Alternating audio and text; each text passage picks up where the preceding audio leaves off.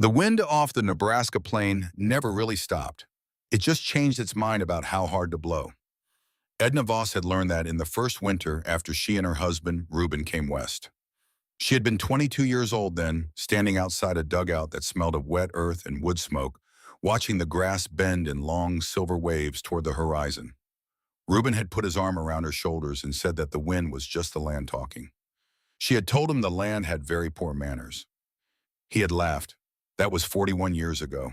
Now Reuben was 4 months in the ground, and Edna Voss, 63 years old, gray-haired, wide-shouldered, with hands that had kneaded bread and hauled water and delivered calves and buried two children of her own before burying her husband, stood in the August heat outside a different dugout entirely.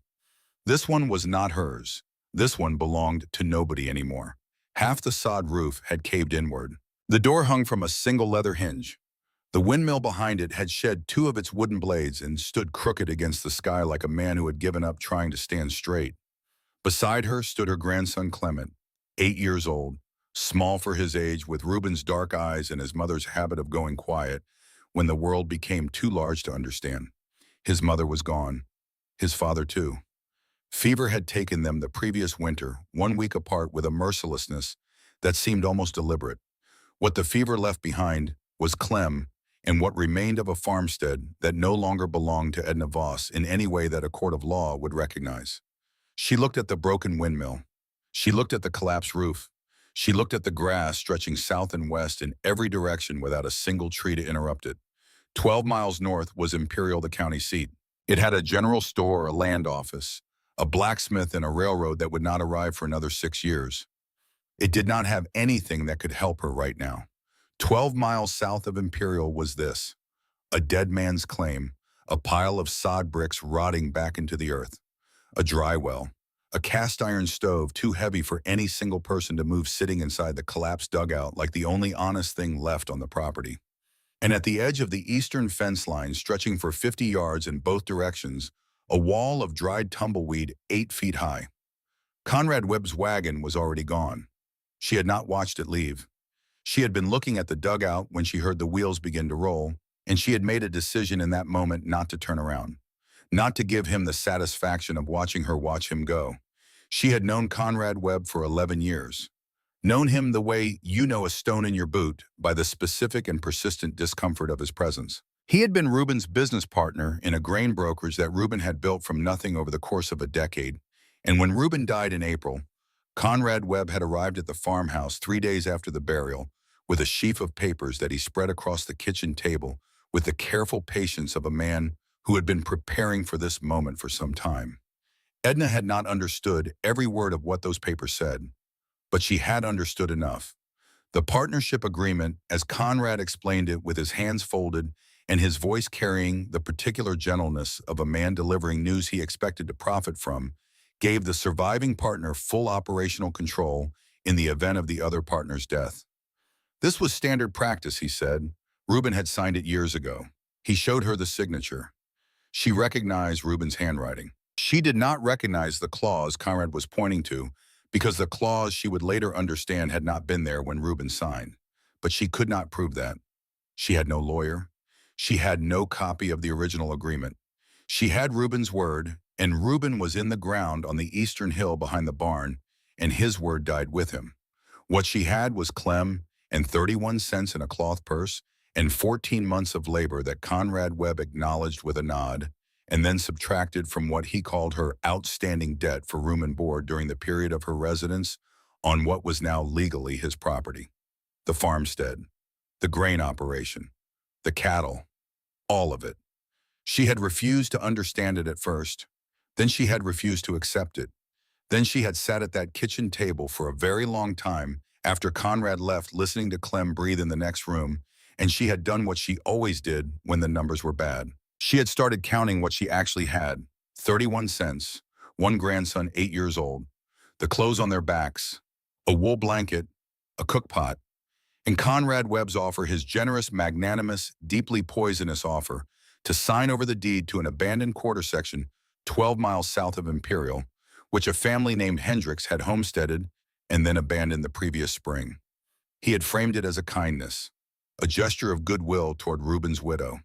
She had looked at him across the kitchen table of the home she had kept for 30 years and understood in the way you understand a thing, your body knows, for your mind catches up exactly what he was doing.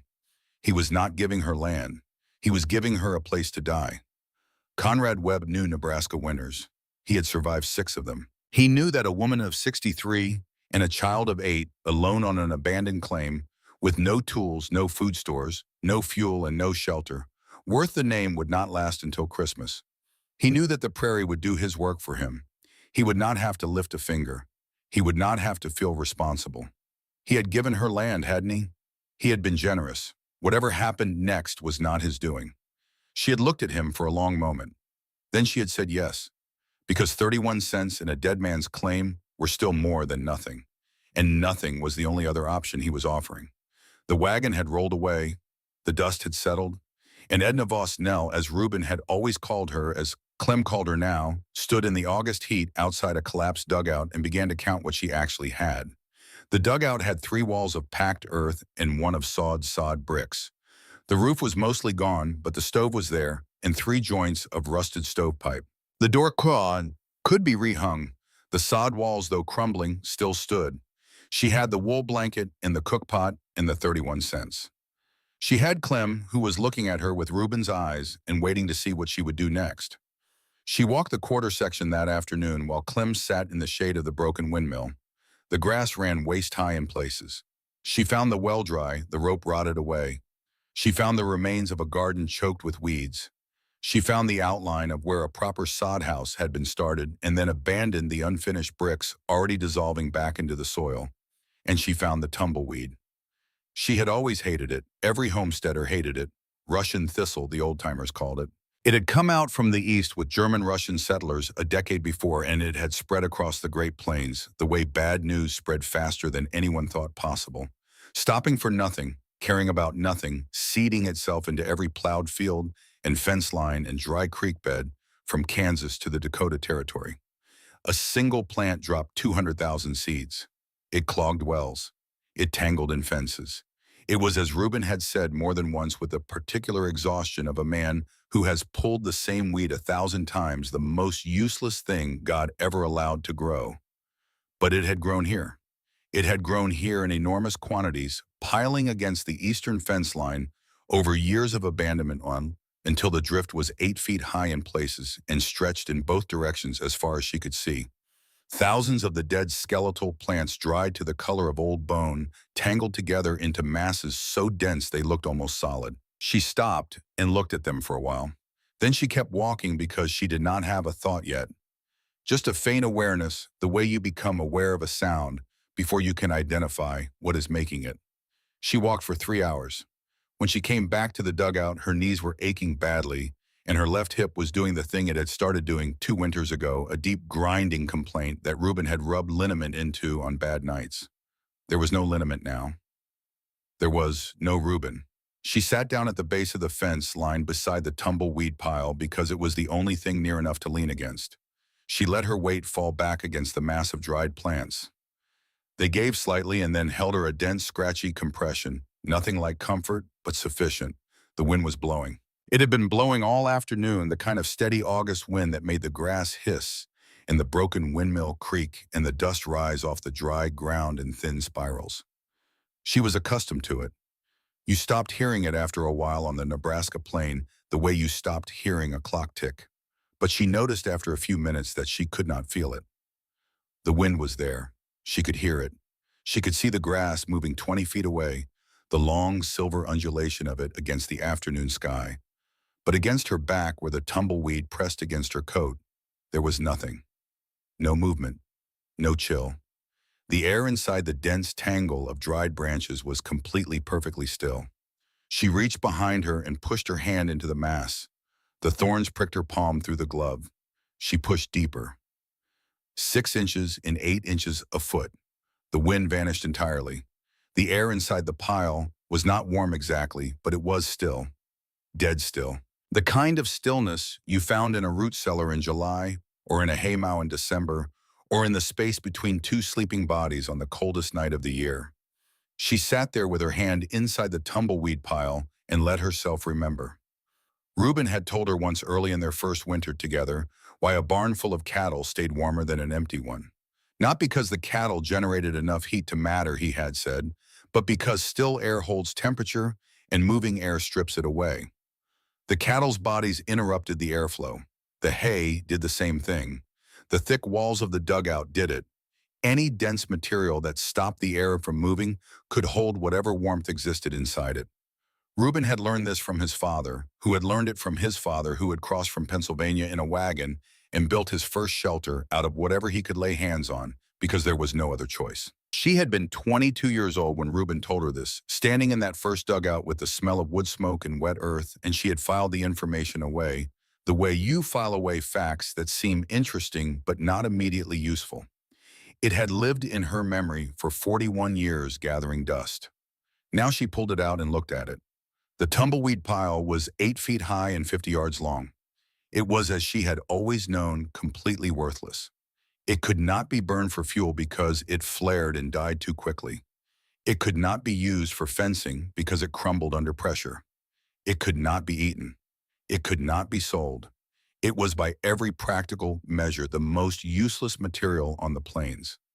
Except that it was also, by the same physical principle Reuben had explained in their first winter, a near-perfect insulator.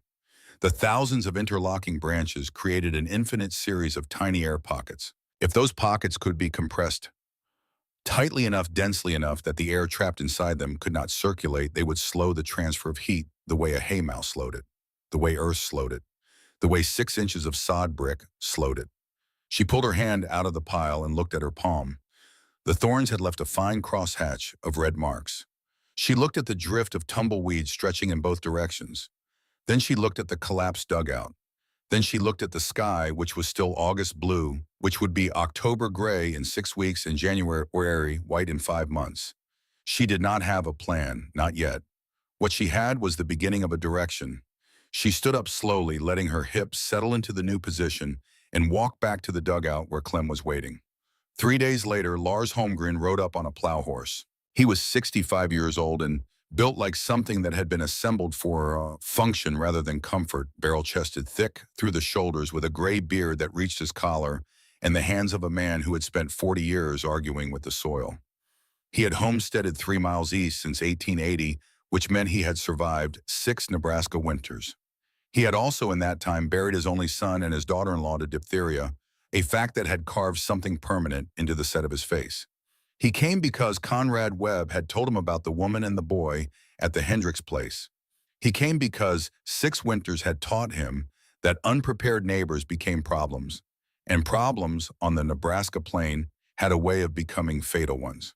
He dismounted and walked the perimeter of the dugout without speaking. He looked at the collapsed roof. He looked at the stove Nell had dragged into the open air to clean the rust off it.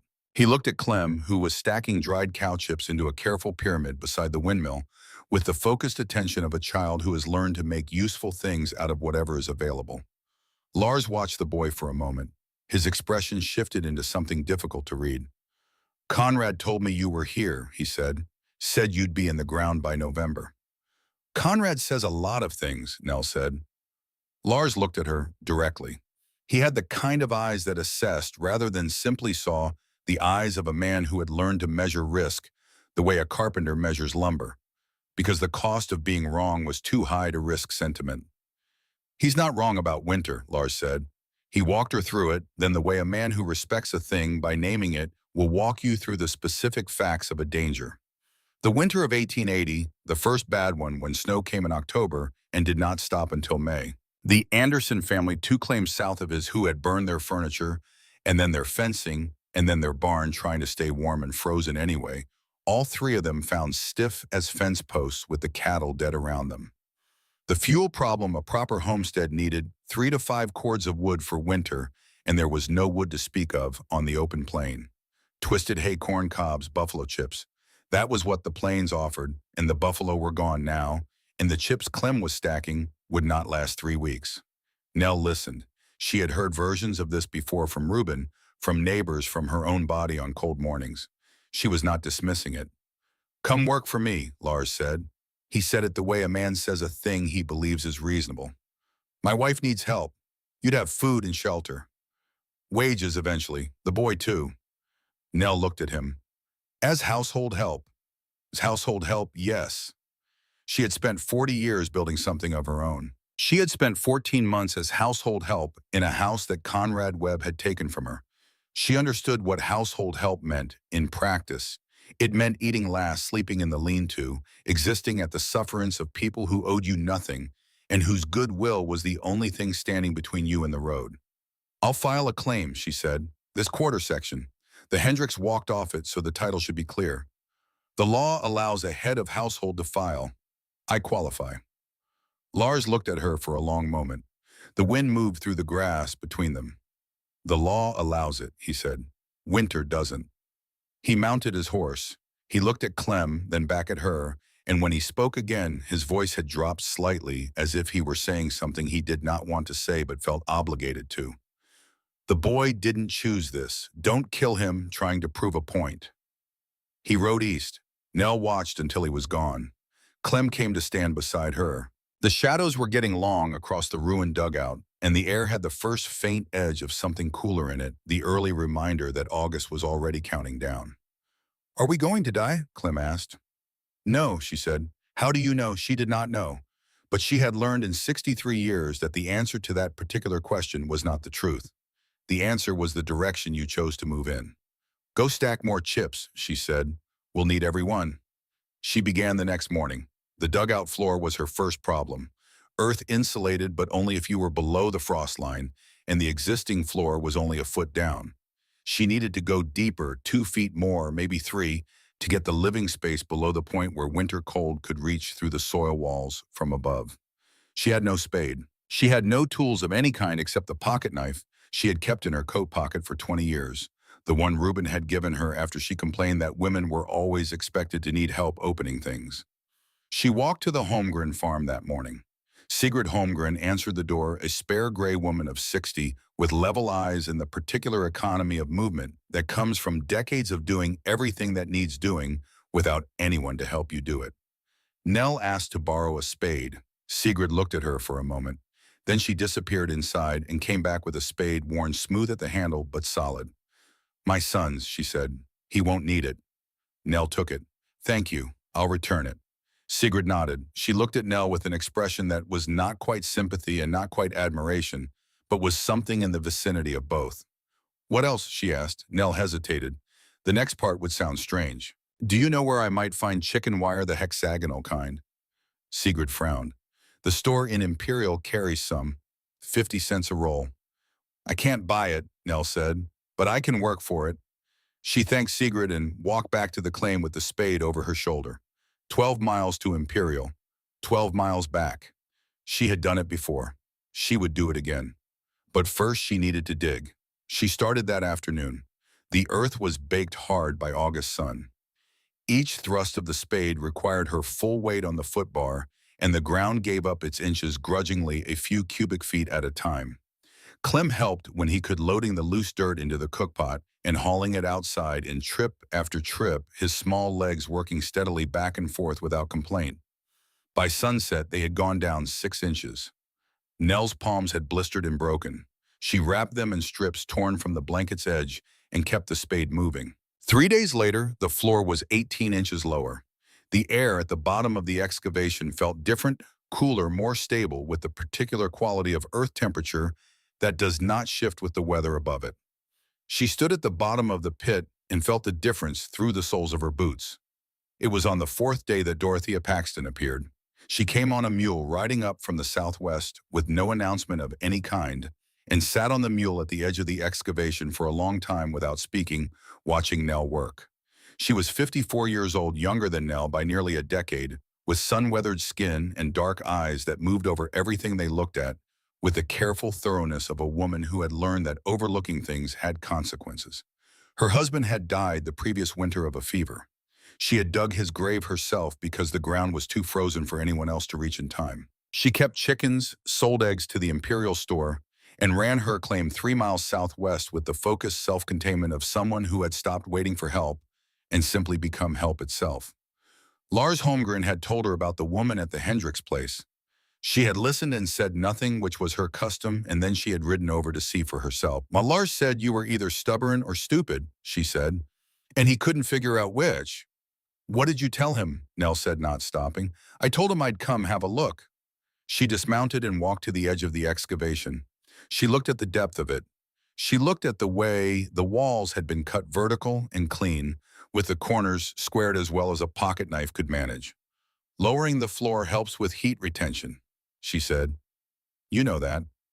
I know it, Nell said. You can't repair the sod bricks. They've been wet too many times. The grass roots are dead. I know that too. So what are you building? Nell set the spade down. She pointed toward the fence line. Those. Dorothea Paxton looked at the wall of tumbleweed. Then she looked back at Nell. Her expression did not change, but something shifted behind her eyes, the look of a person who has been surprised by an idea that they are not yet sure whether to dismiss or consider. Nell explained it. The principle of still air. The double layer of chicken wire with the tumbleweed compressed between them, packed tightly enough that the air inside could not circulate, creating a shell of insulation all the way around the living space. The mud seals at every joint. The excavated floor below, frost reach. The willow pole frame bent into a dome to distribute the weight. Dorothea listened to all of it. Tumbleweed is a fire hazard, she said when Nell finished. Loose tumbleweed is. Compressed material doesn't burn the same way. No air movement means no flame to feed. You're building a house out of weeds and wire. I'm building shelter out of what I have. Another long silence. Dorothea looked at Clem, who was sitting against the broken windmill with his back straight and his hands folded in his lap, watching the adults with the particular stillness of a child who has learned not to interrupt conversations that matter. How old is the boy? 8. Dorothea looked at him for a moment longer. Then she looked at Nell, and her voice shifted, not softer exactly, but carrying something underneath the skepticism, something that had the texture of experience recognized. I have chicken wire, she said. Trap pieces left over from my coop. Not enough for what you're describing, but some. I'll bring it by tomorrow. Why? Nell said. It was a real question, not a challenge. She had learned in 63 years not to accept help without understanding what it cost. Dorothea gathered her reins. Because I remember what it felt like to have nothing and need everything. And because if you die out here, I don't want to spend the rest of my life thinking about whether I could have done something. She turned the mule. I still think you're going to freeze. She rode southwest without looking back. 2 weeks passed, the tumbleweed walls began to rise. Nell walked to Imperial and back 12 miles each way and worked a week for the general store owner, sweeping floors and hauling freight in exchange for 2 rolls of chicken wire. She carried them home on her shoulders in the dark, the wire cutting into her collarbone, through her coat, stopping every mile to rest and then starting again, because stopping for too long meant the pain in her hip would stiffen and become something that required more will than she currently had to push through. She drove willow poles cut on 2 round trips to a creek bed 8 miles south into the ground at 2-foot intervals around the perimeter of the excavated pit, bending them inward and lashing the tops together with strips of wet rawhide that would shrink tight as they dried. The frame rose in overlapping arches, each one bracing the next, until she had a dome-shaped skeleton 8 feet high at the peak. She wrapped the outer layer of wire, first attaching it to the poles with nails bent into U-shapes. Then she began packing the tumbleweed. Each plant had to be compressed by hand, the branching stems forced together until the mass was dense enough to resist the wind. She wore strips of blanket around her palms to protect against the thorns, but the thorns found gaps. By the end of the first day, her hands looked like she had reached into a blackberry thicket in the dark. By the end of the first week, the cuts had scabbed and split open and scabbed again enough times that she stopped, feeling individual thorns, and simply felt her hands as a general condition of discomfort to be managed. She packed the tumbleweed between the outer wire layer and an inner layer. She erected a foot inside it, creating a shell of compressed plant material 12 inches thick. The dome grew darker as the layers thickened. Clem helped where he could, handing materials, carrying water, doing the 100 small tasks that a construction project generates, and that would have been lost hours without a second pair of hands. She sealed the gaps between wire and foundation with mud mixed from clay. She dug near the dry well. The mud dried and cracked. She applied more mud. It cracked again. She began mixing dried grass into the mud to give it fiber, the way she had seen adobe described in a book once, and the cracking slowed.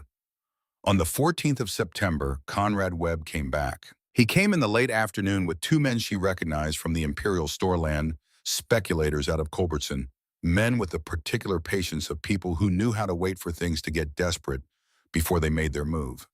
They rode up and stopped at a distance, and Conrad dismounted alone and walked around the half-finished dome with his hands in his coat pockets, his face carrying that careful blankness that expensive intentions wore as camouflage.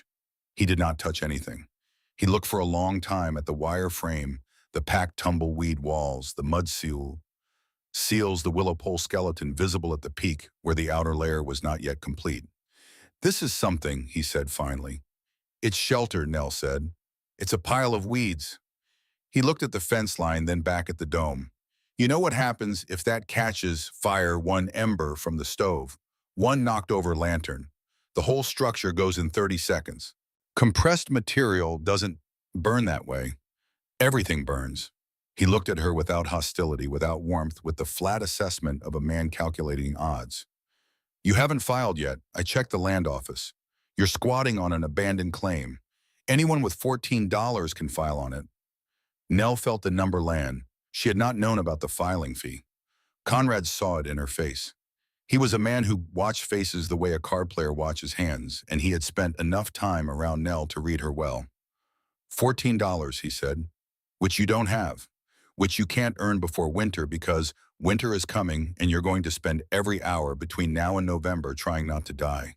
He stepped closer. His voice dropped to the register of a man offering mercy. "Take $12 for your quit claim. Walk to Imperial. Buy passage to Culbertson on the freight wagon. Then take the train somewhere warm. Start over somewhere that makes sense." "And Clem," she said, "the boy can come back to me. He's too young to manage the trip alone. I'll place him with a proper family." "The way you place livestock," she said, "when the price is right." Conrad's expression did not change. "I'm offering you a way out." "No," Nell said. "You're offering me what you offered me before. A way to disappear quietly so you don't have to think about what you did." He looked at her for a moment longer. Then he turned and walked back to his horse. "When I file on this claim in January," he said as he mounted, "I'll make sure someone buries you proper, if there's enough left to bury." He rode away with the speculators. The dust rose behind them and then settled, and there was only the grass and the wind and the half-finished dome rising behind her against the pale September sky. Nell sat down in the grass. She put her hands on her knees and looked at the ground between her boots.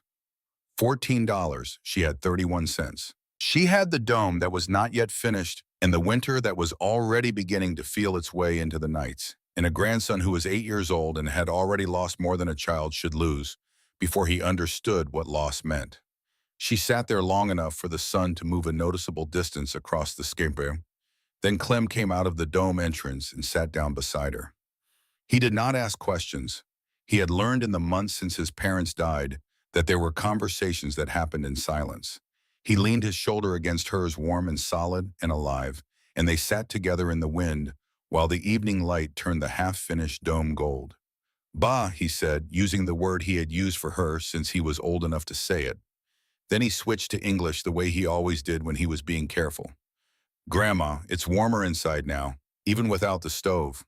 She lifted her head, looked at the dome. At the walls that were already two-thirds finished, the tumbleweed compressed tight between the wire layers the mud seals holding. "We're not done," she said. "I know." He looked at the dome too, "but it's starting to work." She put her arm around his shoulders. He was small under her arm. He weighed almost nothing. He was the last thing Reuben had left in the world and the first thing she was going to get through this winter, and the only reason she needed to have a plan. "Yes," she said, "it is." The sun dropped below the flat line of the western horizon, and the temperature fell with it the way it always did on the plains, fast, unapologetic, without transition. Inside the dome, the air was still. Outside, in every direction, the grass moved in long waves, counting down the weeks until January. She had 31 cents. She had a dome that was not finished. She had a $14 problem with no solution she could see yet. And she had 63 years of knowing that solutions you could not see yet were not the same as solutions that did not exist. She stood up, helped Clem to his feet. There was still light enough to work. October arrived the way bad news arrives, not all at once, but in increments, each one worse than the last, each one preparing you for the next without making it any easier to bear. The first frost came on the 3rd of the month. Nell woke before dawn to find the ground outside the dome entrance glazed white, the grass stiff, the air carrying a quality she recognized from 40 years of Nebraska mornings, a particular sharpness like a knife that had been left outside overnight. She had been waiting for it. She had also been hoping it would hold off another 2 weeks. It had not held off. She lay still in the darkness and listened to Clem breathe beside her. 8 years old, still too thin from the summer his parents died when grief had taken his appetite for 2 months, and she had spent those months cooking everything she could think of that he had ever liked, trying to coax him back to the business of being alive. He was heavier now than he had been in July. Not enough, but more. She had 31 cents. She had no filing fee. She had a dome that was finished in its walls and roof, but not yet in its ceiling. There were gaps at the base where the wire met the sod foundation. Thin spots at the joints between mud applications, a place near the stovepipe collar where the clay had cracked twice and would crack again unless she found a way to mix it differently. She had 8 weeks perhaps before the killing cold came in earnest. She got up and started working. The dome's construction in the weeks after Conrad Webb's second visit had settled into a rhythm that was less about inspiration than about the patient grinding accumulation of small tasks done correctly in sequence. Nell had built things before. She had helped Reuben build a chicken coop, a smokehouse, a root cellar, with stone walls that had taken them the better part of 2 summers. She understood that construction was mostly not the exciting parts. It was mostly mortar and measurement and the willingness to tear out what was wrong and do it again. The willow pole frame had needed bracing she had not initially planned for.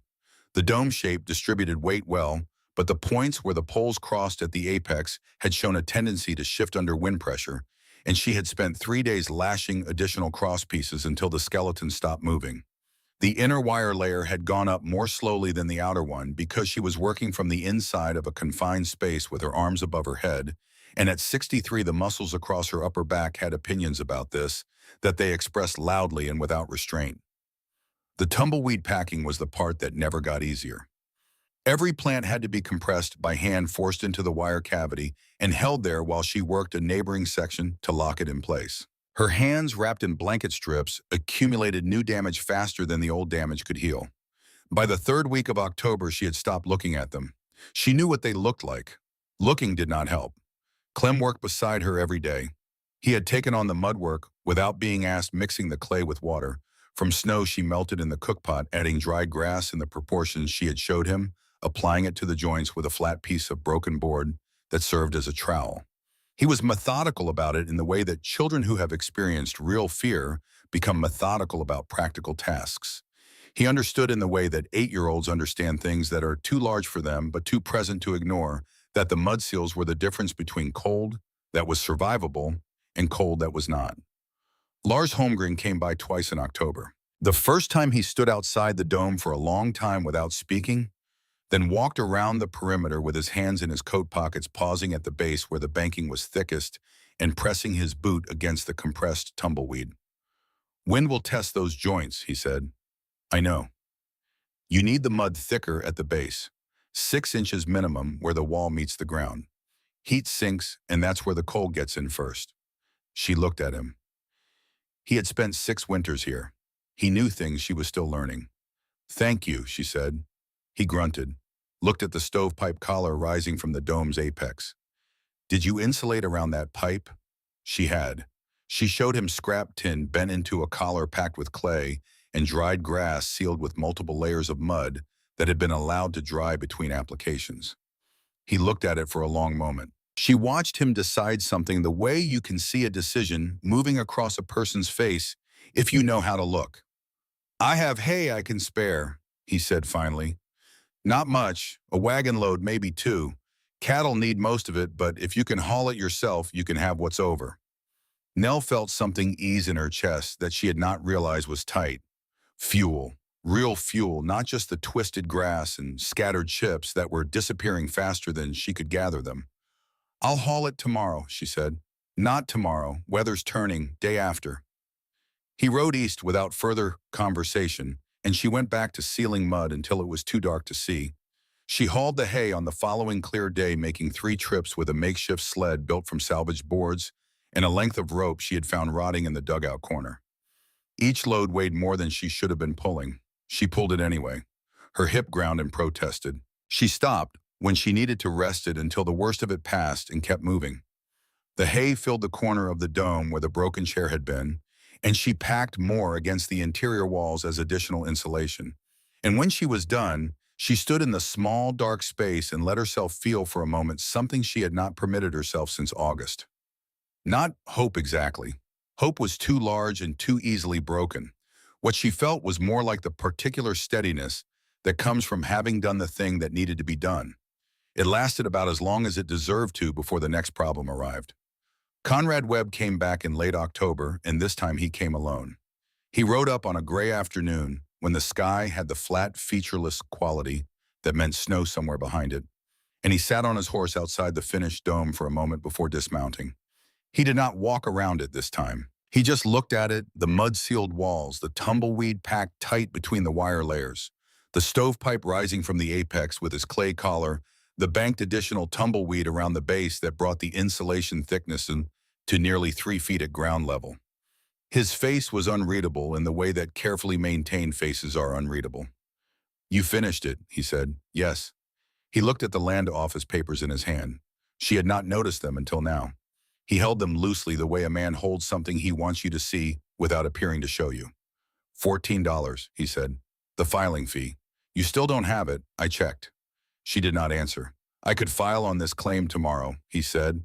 "Legally, cleanly, walk into the Imperial Land Office and put $14 on the counter and walk out owning this quarter section." He paused. "I want you to understand that I could do that. I want you to understand that I'm choosing not to." Why, she said. She was genuinely asking. "Because I'd rather you left on your own."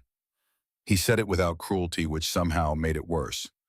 "I'd rather you took the boy and walked away and found somewhere you could actually survive.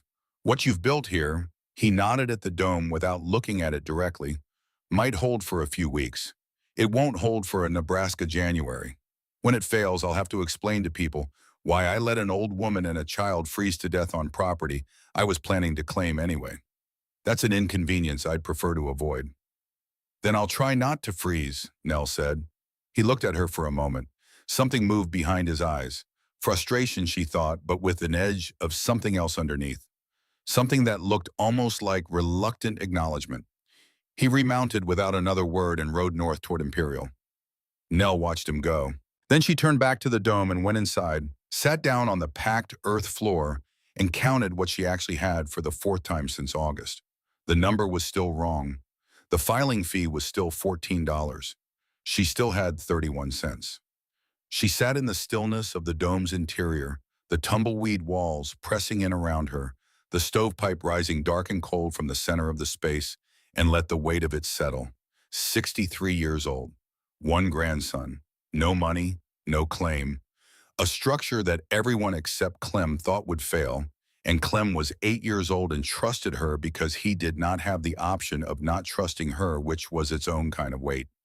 She was sitting there when she heard the mule outside.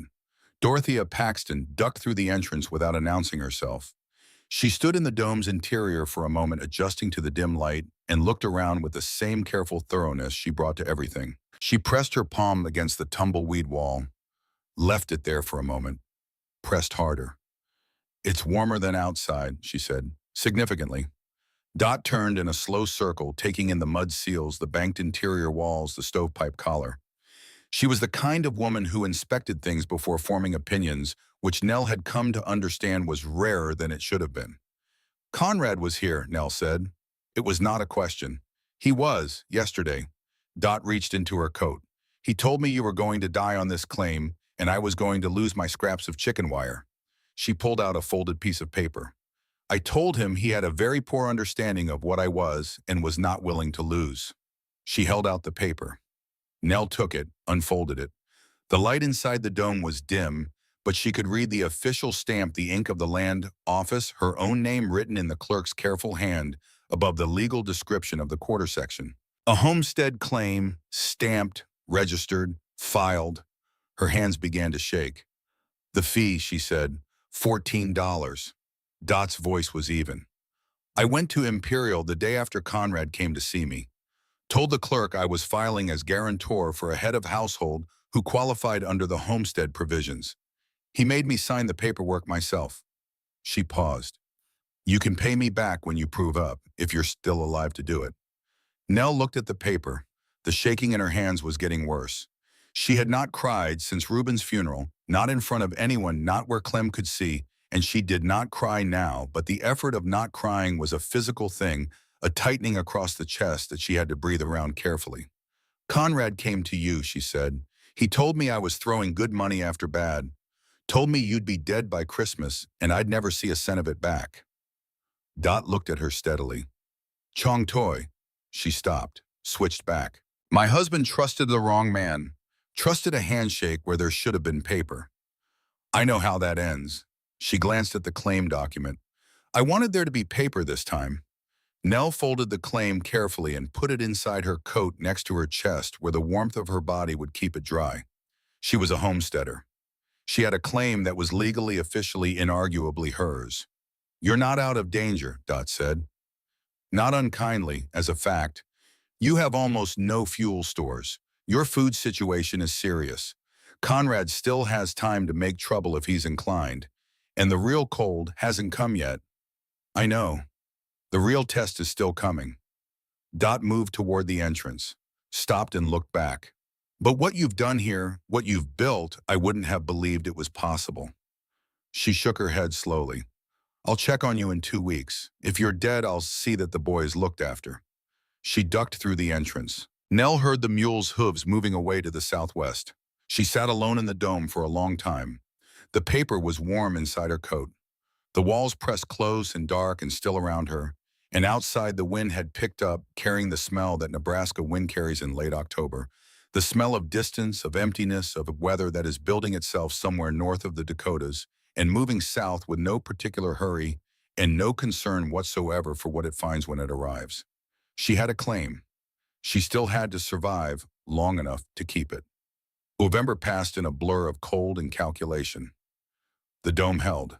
That was the thing she had not fully allowed herself to believe, and now had to believe because the evidence was undeniable. The temperature outside dropped to 8 degrees on the morning of November's third week, then to 4, then to 12 below zero on the 22nd, when Lars Holmgren's thermometer, the one he had brought from Norway, and maintained with the care of a man who understood that accurate measurement was the difference between managing a situation and being managed by it, read numbers that would have been frightening to see written down. Inside the dome, with the entrance sealed and 2 bodies breathing in the darkness, the temperature never fell below 31 degrees. It was not warm. Nell wanted to be precise about that even in her own mind. 31 degrees was not warm. It was 1 degree above the point where water froze.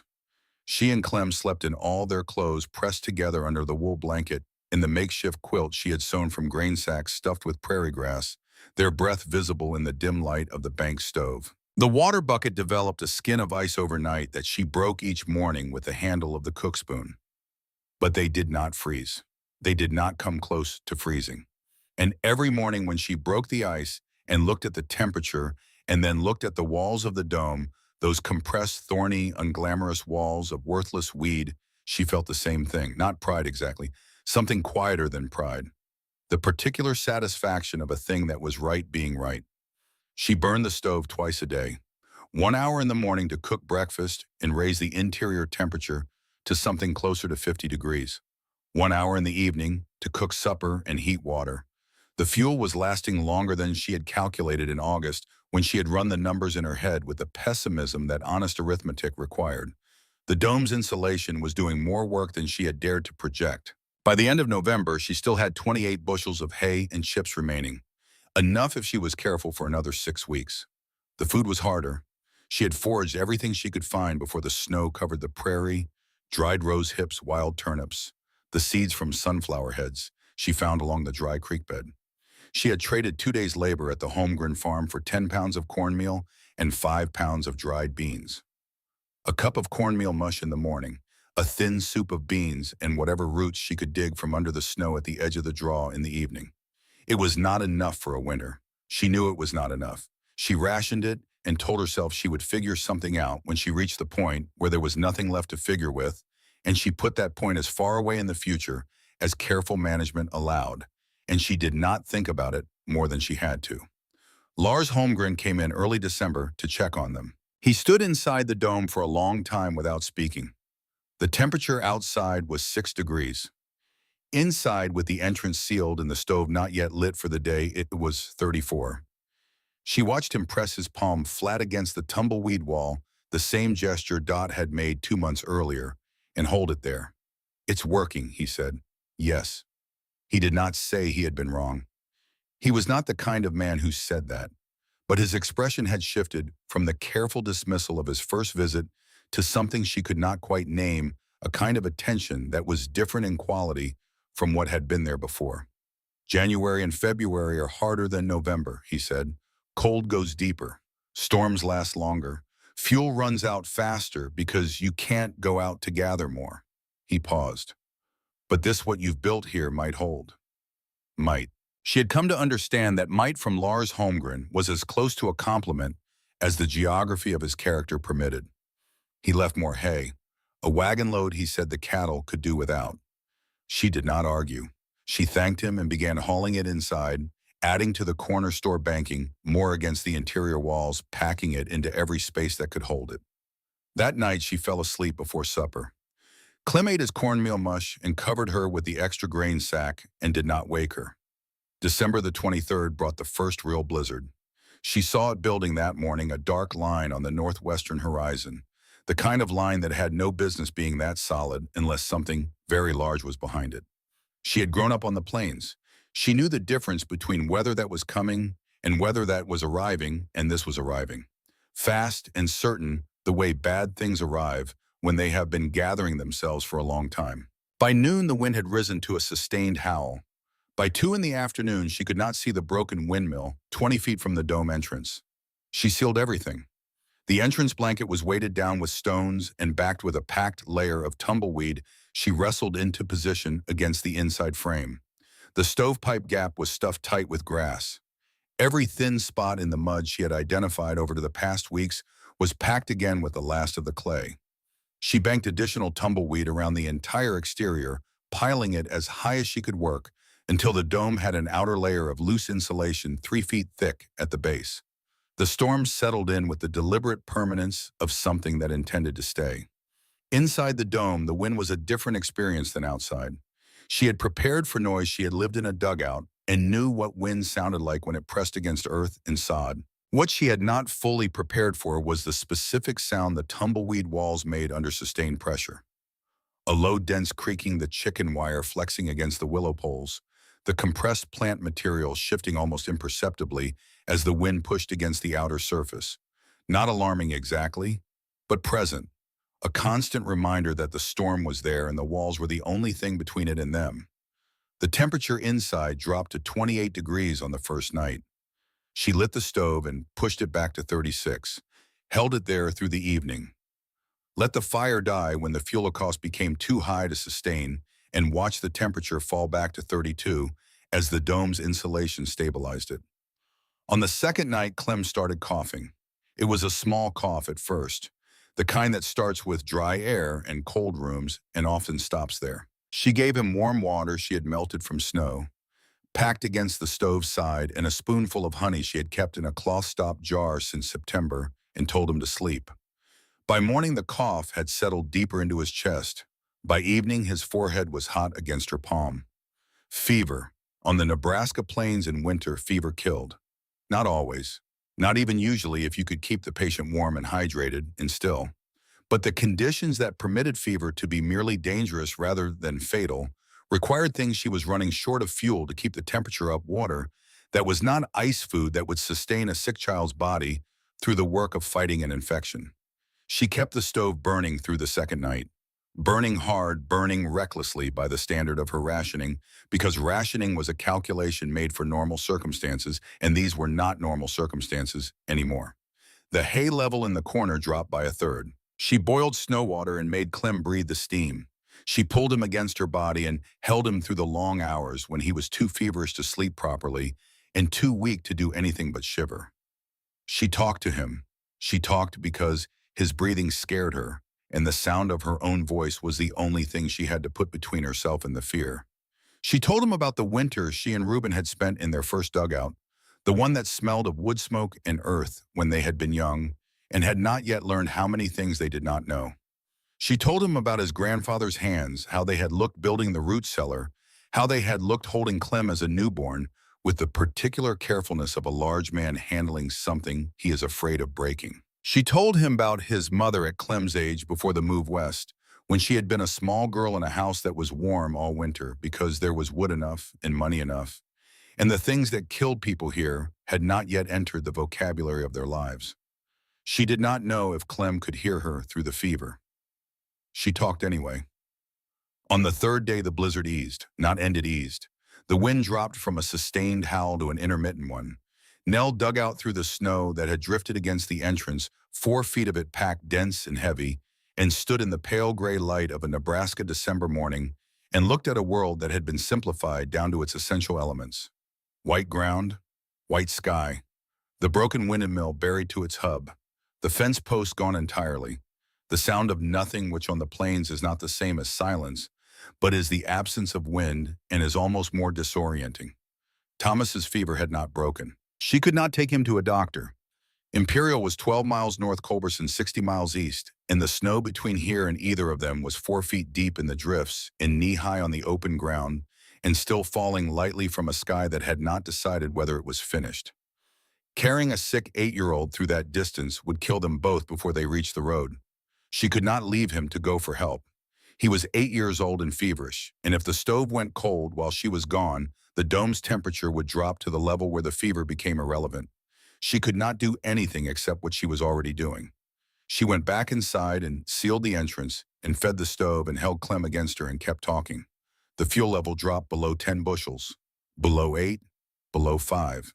She started burning the bedding straw, pulling it out of the grain sack quilt one handful at a time. Then the dried grass she had stuffed into the gaps around the entrance frame. Then the wood from the frame of the broken chair she had kept because she could not think of anything else to do with it. The morning of December 28th, she touched Clem's forehead in the darkness before dawn and felt something different, cool, damp with clean sweat instead of the dry, papery heat of infection. The fever's quality had changed from the inside out, from the fever that consumes to the fever that retreats. She pressed her palm flat against his cheek and held it there for a long moment, making sure. He opened his eyes. In the dim glow of the nearly dead stove, she could see him focus on her face. "Grandma," he said. His voice was rough from the cough. "I'm hungry." She made him cornmeal mush with the last of the honey and watched him eat half of it and fall back into sleep. Real sleep this time, deep and rhythmic, his breathing clear. She sat beside the cooling stove and did the arithmetic of what remained. 4 bushels of hay and chips, 2 pounds of cornmeal, a handful of dried beans. January had not arrived yet. Clem was alive. The dome had held through a 3-day blizzard, and she was still here, still upright, still unwilling to concede the point to the winter, or to Conrad Webb, or to anyone else who had looked at her situation and written the conclusion before the story was finished. But the real cold was still coming. Lars had told her that in December, and she had believed him, and she had been right to believe him, because what the blizzard had been was the prelude. January in Nebraska was the thing itself. She looked at the walls of the dome in the dim dying light of the stove. The tumbleweed compressed tight in its wire cage, barely visible in the darkness, doing its work in the dark and the cold. And the silence, the way useful things do their work, without drama, without acknowledgement, simply by being what they were and being in the right place. She had built this with 31 cents and 2 months of work she was not sure her body had left in it. She had sealed it with mud she mixed by hand and dried grass she cut herself and clay she dug from beside a well that would never hold water again.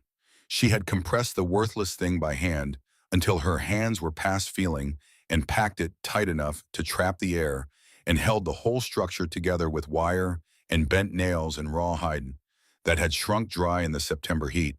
And it was 34 degrees inside while 12 below waited outside. She was going to need more fuel. She was going to need it soon. She did not have it and did not know yet where it would come from. She closed her eyes and sat in the darkness and let herself be tired for exactly as long as she could afford. Then she opened her eyes and began thinking about what to do next. Outside, the wind picked up again. The tumbleweed walls absorbed it the same way they absorbed everything, by holding still against the pressure, by refusing to let the air through. January was 10 days away. The real test was still coming, and she was still here, and those two facts were the only ones that mattered. January on the Nebraska plain was not a season. It was an argument. It was the land making its final unambiguous case for why human beings had no business being here. Why the grass and the wind and the flat, merciless sky had been perfectly sufficient before anyone arrived with their sod bricks and their windmills and their stubborn conviction that a person could plant a life in a soil that froze 6 inches deep and call it home. January was Nebraska's honest self. Everything before it was negotiation. January was the answer. Nell had known 6 Nebraska Januaries. She had survived all of them from inside a proper house with a husband beside her and fuel enough and food enough and walls that had been built by men who understood the climate they were building against.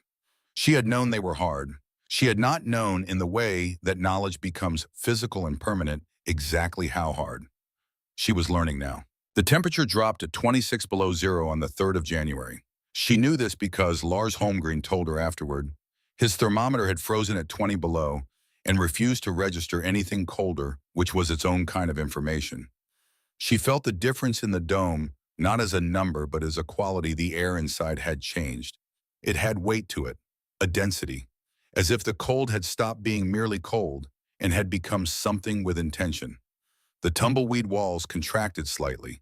She could see it in the dim light, the compressed plant material drawing inward a fraction, the frozen stems shrinking in temperatures they had never been constructed to withstand.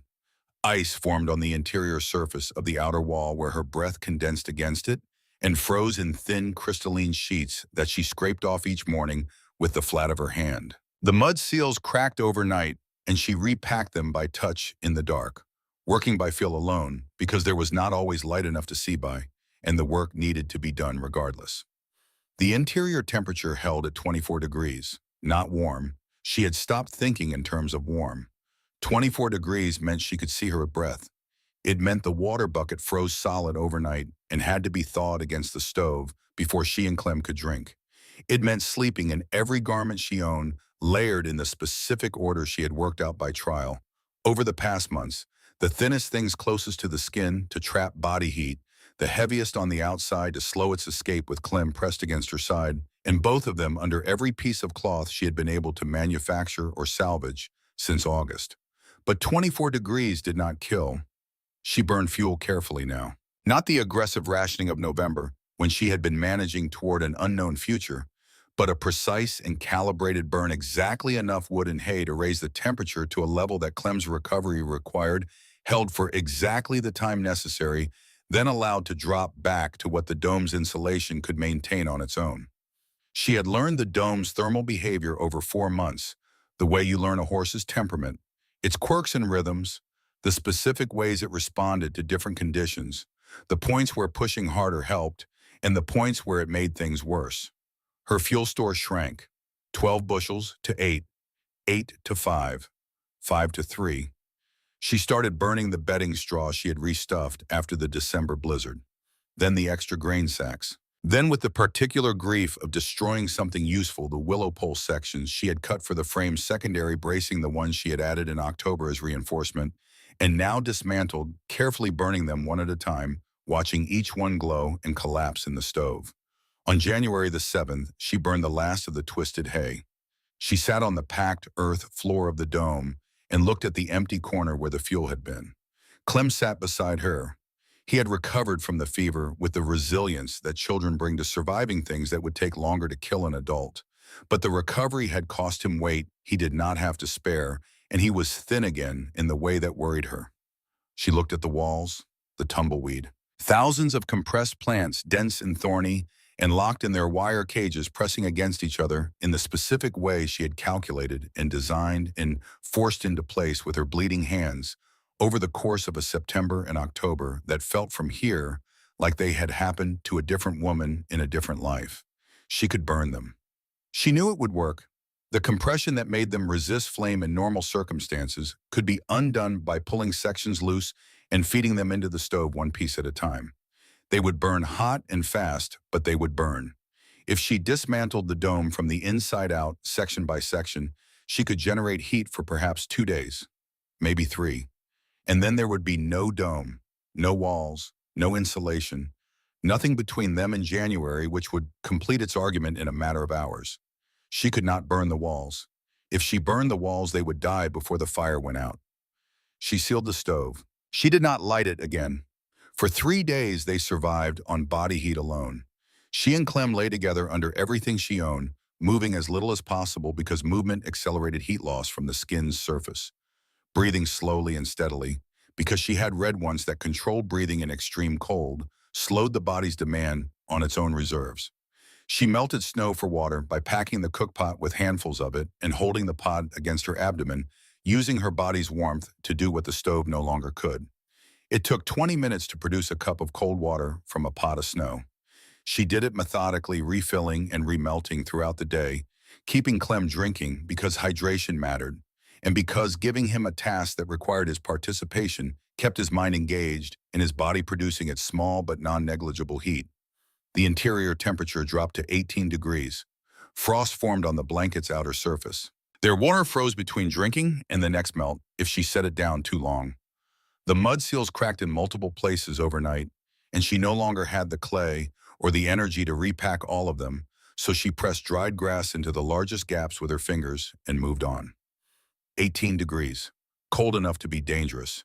Not cold enough to kill quickly if you were clothed and together and still. She had calculated this in her head during the long, dark hours when Clem slept, and she lay awake doing the only thing she could do, which was to think clearly about what was true and what was not, and where the line between survivable and unsurvivable actually ran. The dome's insulation was holding 18 degrees inside while January pressed 26 below against the outside.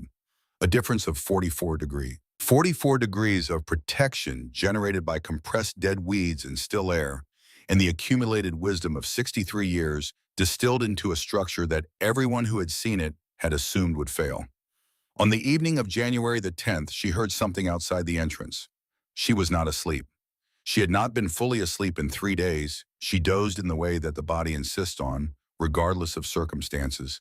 The 15-minute collapses of consciousness that were not rest but were better than nothing. And she came out of one of these to hear a sound she could not immediately place. A scraping, a rhythmic compression of snow.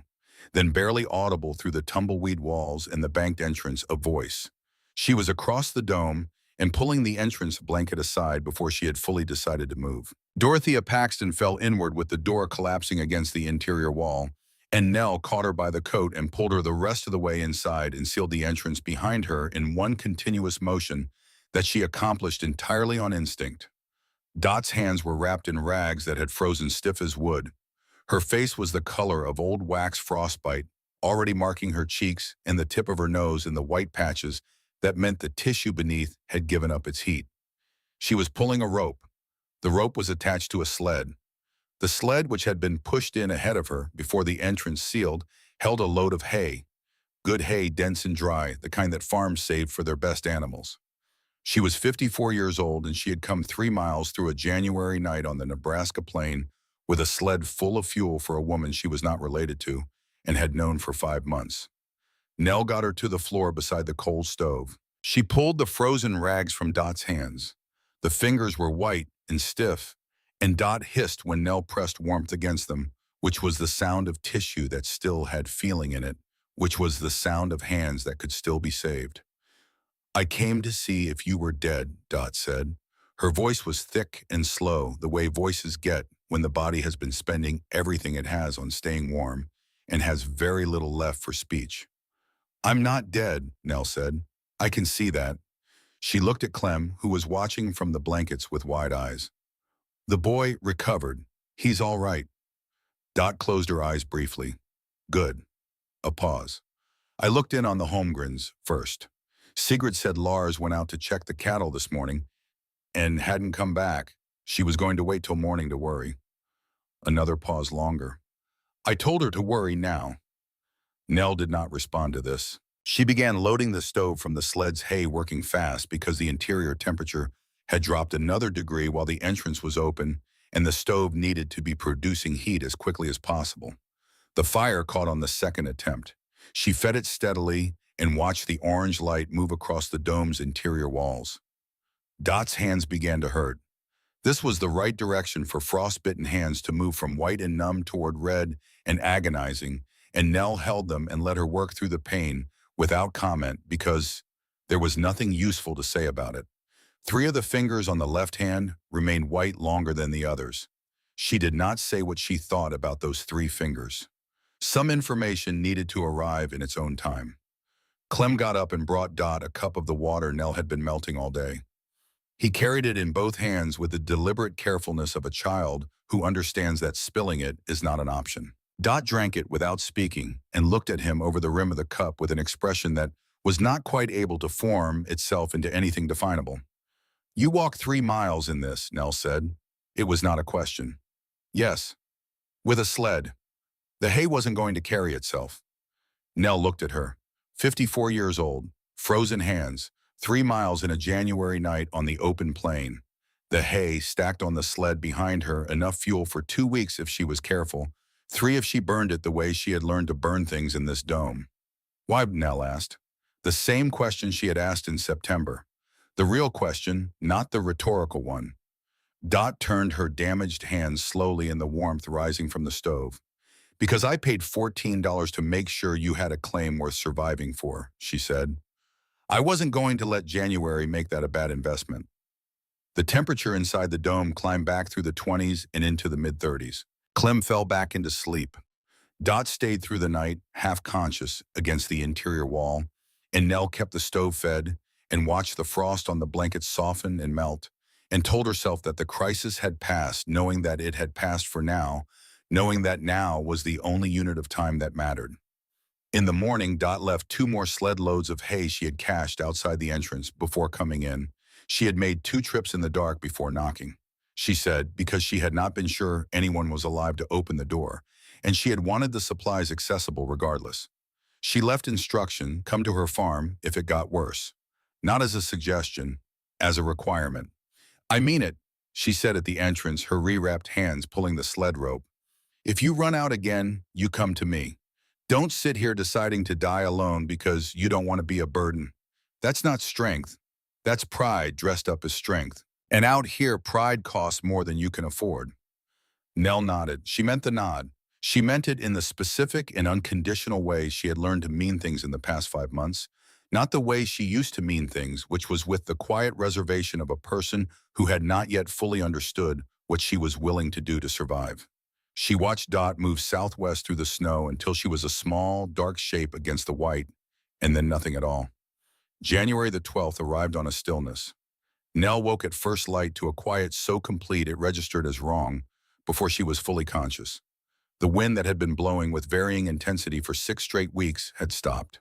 She lay still and listened to the absence of it, feeling the silence the way you feel a sound that has suddenly stopped, as something removed rather than something never there. She got up and went to the entrance, pulled the blanket aside. The temperature outside was 34 degrees above zero, January. 34 degrees. She stood in the entrance of the dome and felt warm air on her face in the middle of the worst month of the Nebraska winter, and understood immediately with the bone-deep certainty of a woman who had spent her adult life reading weather that this was not kindness.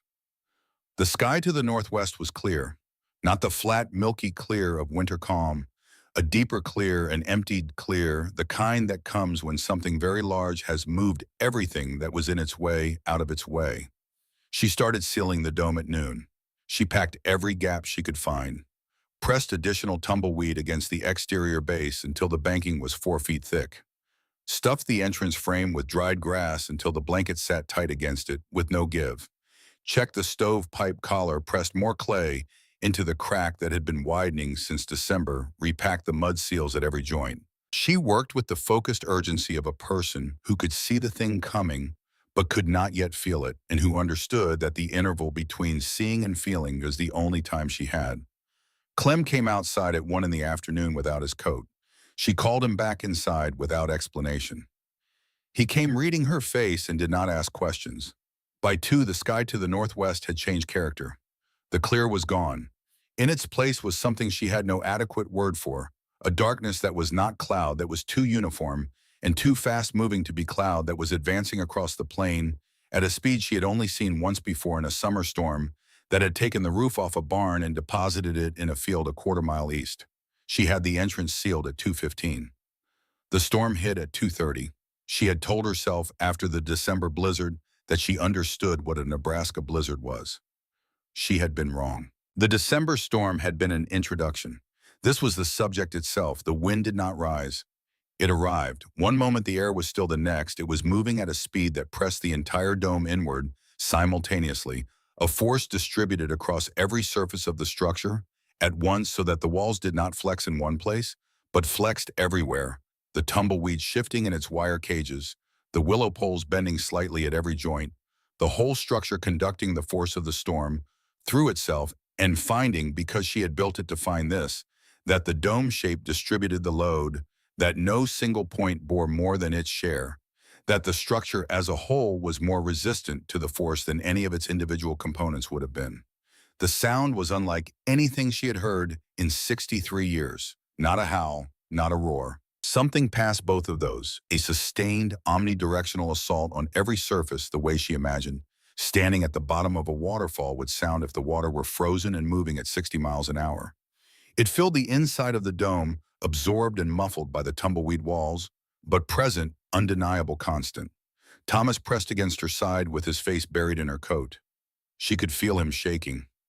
She kept her arm around him and said nothing, because anything she said would be absorbed by the storm's noise before it reached him, and because the walls would either hold or they would not, and there was nothing her voice could add to the physics of the situation. "It's holding," she said anyway, directly against his ear where he could hear it. "The walls are holding." The temperature inside dropped from 40 degrees to 35 in the first hour, from 35 to 28 in the second, from 28 to 22 by nightfall. She burned hay as fast as she could justify, faster than the careful rationing of the past weeks, because there was no point in careful rationing if the temperature dropped below the line where it became irrelevant. The fire pushed back against the cold, held the interior at 28. The hay level dropped. At midnight, she heard something at the entrance that was not the storm. The storm had a consistent voice. By then, she had been listening to it for 10 hours, and she knew its register, its rhythm, the specific quality of the sound it made against the dome's exterior. What she heard at midnight was different. A counterpoint, a scratching that was not wind, a voice barely audible, barely human, swallowed by the storm before it fully formed. She was at the entrance and pulling the blanket before she had thought about it. Sigrid Holmgren came through the opening and fell against Nell's shoulder, and the two of them went down together against the interior wall, and Nell got the entrance sealed with one hand, while holding Sigrid with the other, and the storm's voice filled the dome. For the 3 seconds the entrance was open, with a sound that made Clem press himself flat against the far wall with his hands over his ears. Sigrid's coat was torn at the shoulder. Her face was the color of old chalk. Both hands were stiff inside their frozen wrappings, the fingers locked straight, her feet the same. She had been outside in the worst storm Nell had experienced in 6 decades on the plains, for long enough that frostbite had moved from surface to deep tissue in her extremities. She had walked 3 miles. "Lars," she said, her voice was almost nothing. "He went out to the cattle at 9. 3 hours ago. He hasn't come back." She stopped. Her breath was ragged, shallow, the breath of a body that has spent everything and is running on obligation alone. "I know he's gone. I know no one comes back from 3 hours in this. But I couldn't—" She stopped again. "You couldn't stay in the house alone," Nell said. Sigrid looked at her. In her eyes was a grief so recent it had not yet fully arrived, the knowledge of a thing that the emotions had not caught up to yet, because the body had been too busy surviving to permit grief its moment. "No," she said, "I couldn't." Nell got her to the floor beside the stove. She worked Sigrid's frozen wrappings off with the same methodical care she had used on Dot's hands 2 days earlier, gently, steadily watching for the color change that meant circulation returning, listening for the hiss of pain that meant the tissue beneath could still feel. Both hands came back to painful life.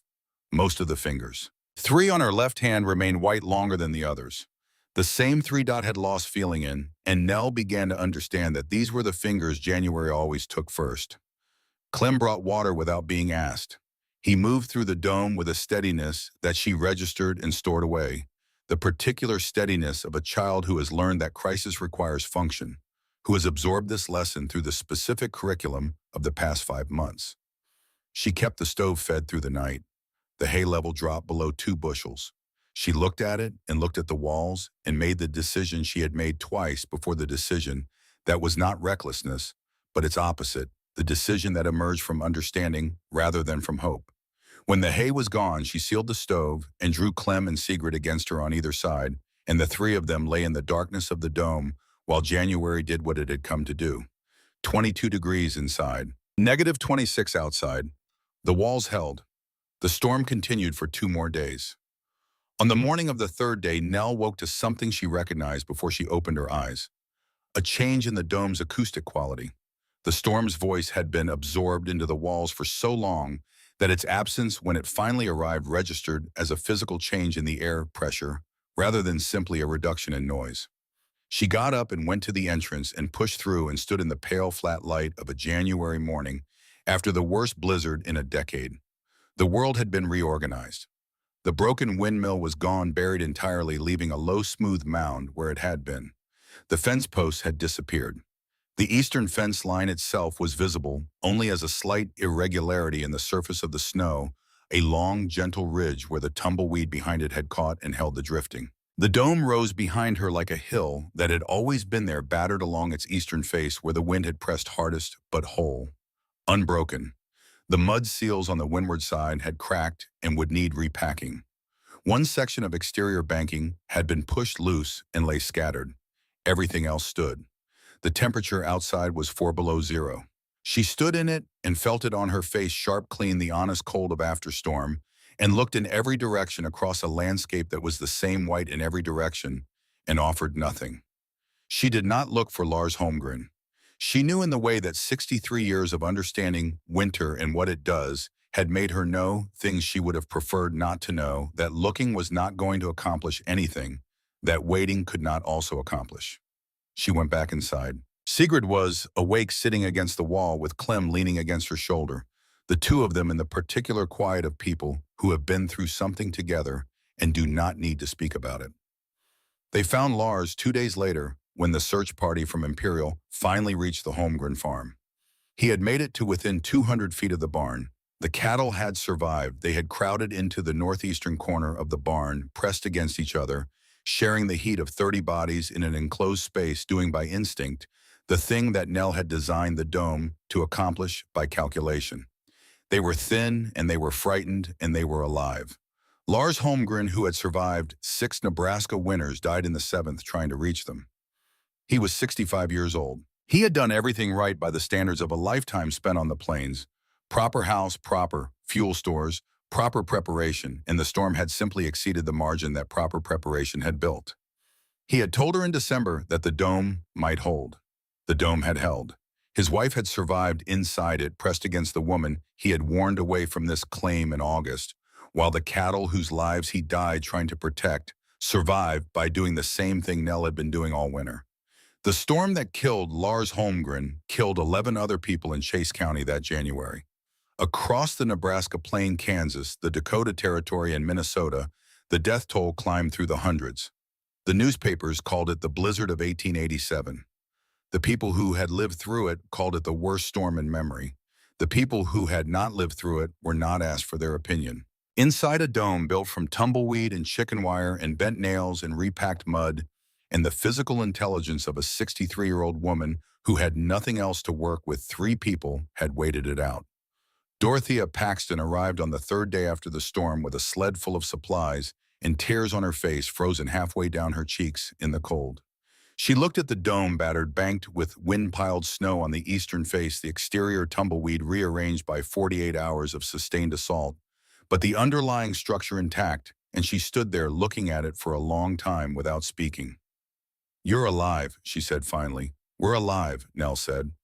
Dot looked at Sigrid, who had come to stand in the dome's entrance, wrapped in every blanket Nell owned. Something passed between the two women, an acknowledgement, a grief, an understanding of what had been lost and what had not been lost, in the specific way those two things existed together in the same moment.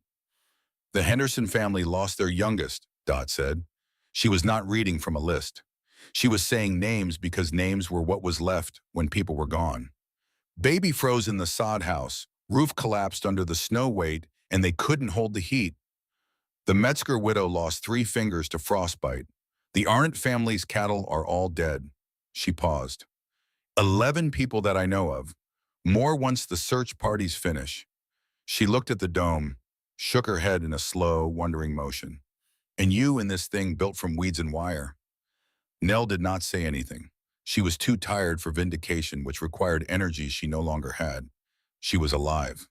Clem was alive. Sigrid Holmgren, who would carry the grief of January the 12th with her for the rest of her life, was alive in the dome behind her. Those facts were sufficient. They were everything. March came the way spring always comes to the Nebraska plain. Not triumphantly, not all at once, but in concessions. A day above freezing. A patch of bare ground on a south-facing slope. The sound of water moving somewhere under the snow. The grass, beaten flat and pale by winter, beginning to show something at its roots that was not quite green yet, but was moving in that direction.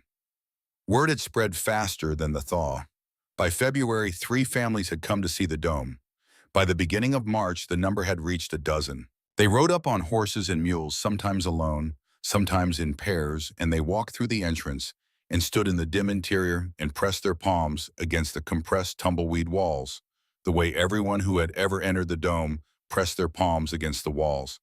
It was an instinctive gesture, the need to feel with your own hand whether the warmth was real. It was real. Every one of them said so. Every one of them stood in the same place and said the same thing. It shouldn't be warm in here.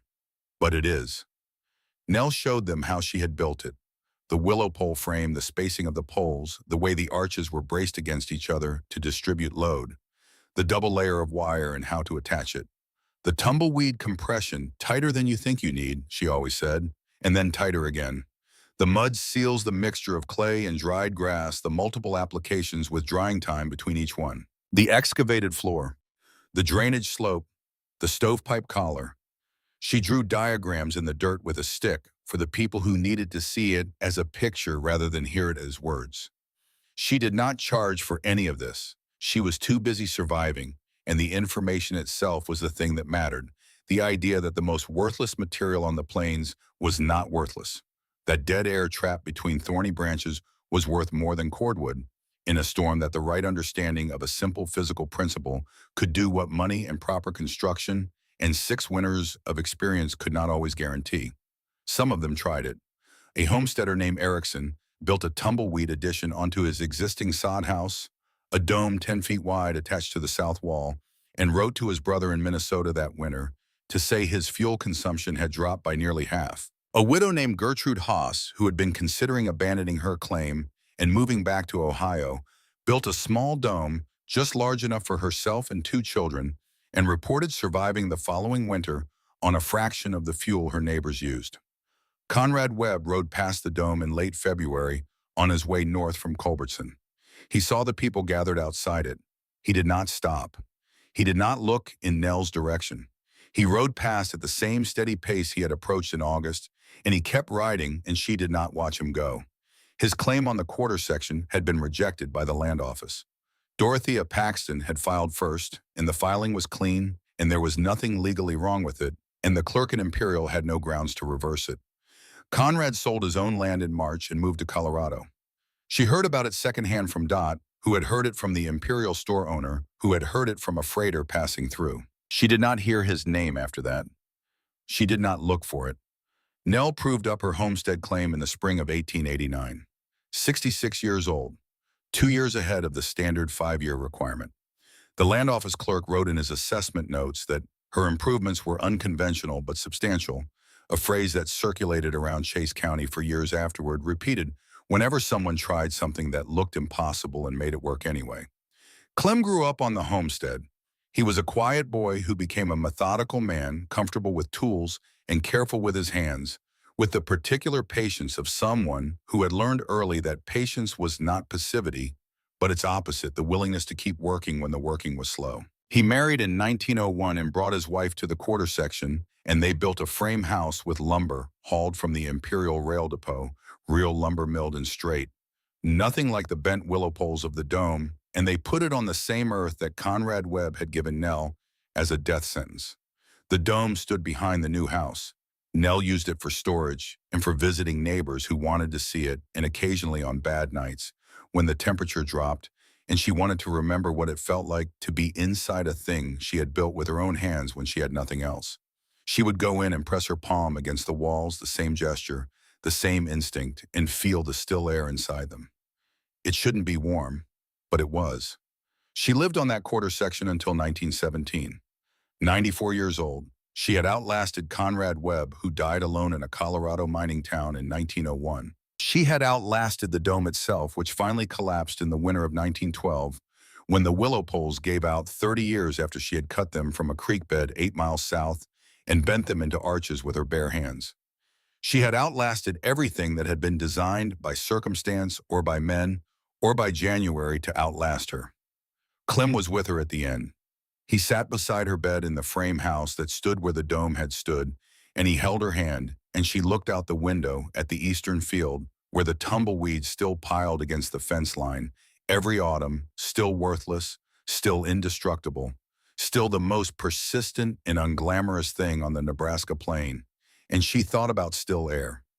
The minister who spoke at her funeral said what ministers say, the words shaped by the occasion into something larger than the specific facts they describe. But he mentioned the dome.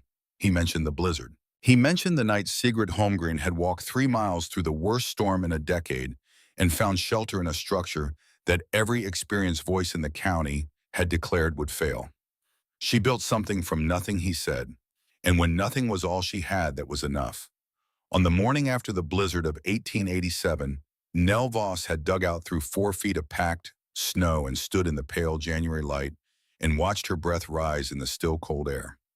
Behind her, the dome stood battered but whole. Inside it, Clem slept under frost-covered blankets in air that held at 16 degrees cold, but not the cold that kills, not anywhere near the cold that kills. She had no money. She had no timber. She had no tools worth naming, and no help worth counting on, and no margin for error, that she had not built herself out of dried grass and bent wire and the 63-year accumulation of understanding what was actually true about the world. She had weeds. She had wire. She had the knowledge that still air holds heat and that the most useless thing in a given landscape is sometimes the only thing that will do. She stood in the pale light and breathed and let the cold sharpen her thinking and looked at the white expanse of the quarter section that was hers. Legally, officially, inarguably hers, and she thought about the next thing that needed to be done. There was always a next thing. That was the truth she had carried for 63 years and would carry for 30 more. The work did not end when the crisis ended. It changed character. It became a different kind of work, the kind you did not to survive, but to build.